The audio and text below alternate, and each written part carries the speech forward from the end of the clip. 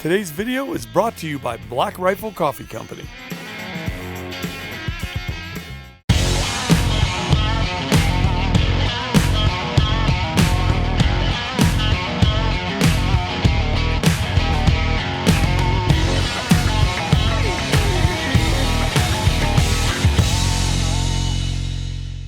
Hey, I'm Fred Eichler, and a lot of people ask about my bow hunting setup.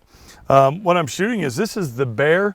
This is the new Mag Riser. They call it the Mag Riser, kind of out of respect for Fred Bear's original magnesium riser, which was made out of magnesium. Now, the new Mag Riser isn't made out of magnesium. It's made out of aluminum, but they still call it the Bear Mag Riser. Kind of cool. I'm shooting 40-pound limbs, actually pretty light. I bounce back and forth between 40 and 45. I shot a coos deer with these limbs the other day, got great penetration. I shot an elk with these limbs last fall. So really, with the setup I have, it shoots absolutely great. What's awesome about this old original Fred Bear design is this latch system. You just lift that up and you pull the limb right out. So you can put heavier limbs or lighter limbs, and then all you do is push that in, and literally you just push that back down and it's ready to go.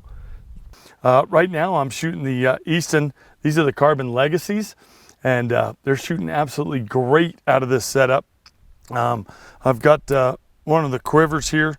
Chris Perino actually, I think, brought these back, so kind of cool to have that. I've got a first string Flemish twist string, which is awesome. I think Flemish twist strings are really the way to go. And then I've got one of my custom tabs by the guys over there at Three Rivers. So a lot of people ask me how far away I can hit a target, how far I'm comfortable shooting, and a lot of that depends on what it is. On a 3D target, I'm usually comfortable shooting them in 30 and 40 yards, although I would never take a shot at a whitetail that far, just because they're so fast. The odds of them being there when my arrow gets there, probably not going to happen. So generally, if I'm shooting at something that's super spooky, I like to keep my shots within 25, 30 yards. One of the things I like doing with a recurve is playing around. I love shooting aerials with flues. I'm shooting these are the little 2.5-inch Gateway feathers, and I love those. They're small, they shoot great, and it gives me plenty of clearance coming off my riser. But one of my fun shots besides shooting aerials is to shoot off my back, and I'll show you how I do that shot. I kind of had to learn it because a lot of times when I'm hunting, I'm usually taking a nap or I'm sleeping in a meadow. So I thought, man, if an elk walks up, I better be ready to do something. So basically I hold my bow upside down, and the problem with turning your bow like this is that your arrow, of course, wants to just fall right off the riser. So what you have to do, and don't worry, Tim, he's running the camera here, I won't make you too nervous. What you have to do is I start with my finger on the arrow, but as I draw back, I take my finger off the arrow. You can see I don't have a finger holding that arrow, and I'm just using finger pressure to keep that arrow up against the riser. So I'm at 20 yards right here. I don't know if we can hit that Glendale buck target or not, but let's give it a try. I haven't done this in a little while. All right, what do you think, Tim? I think you can do it.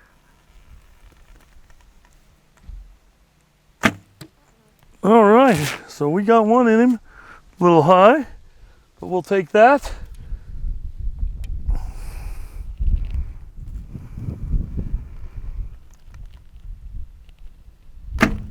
There we go. Little shooting off the back there, using a little finger pressure. Kind of a fun way to shoot a target.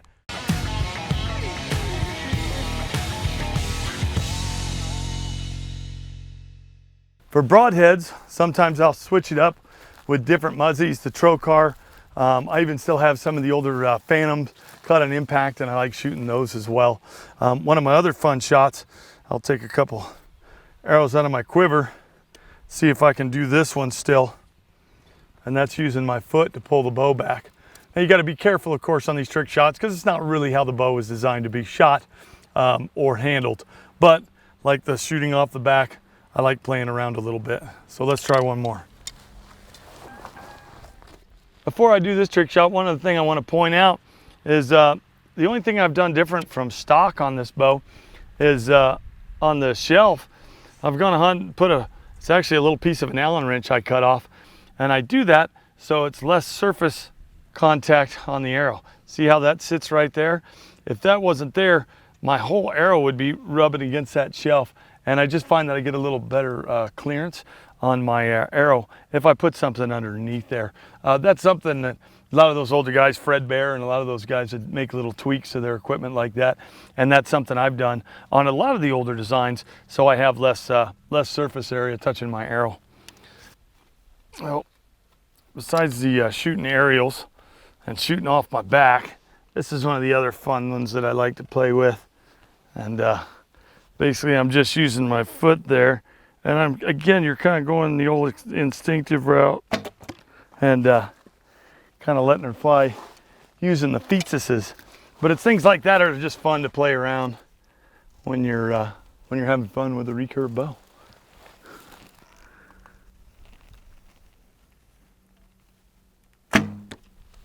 So that's 20 yards. We got 2 in the deer. That's pretty dang fun. All right, now I'm gonna do some real practice so I can get ready for hunting season.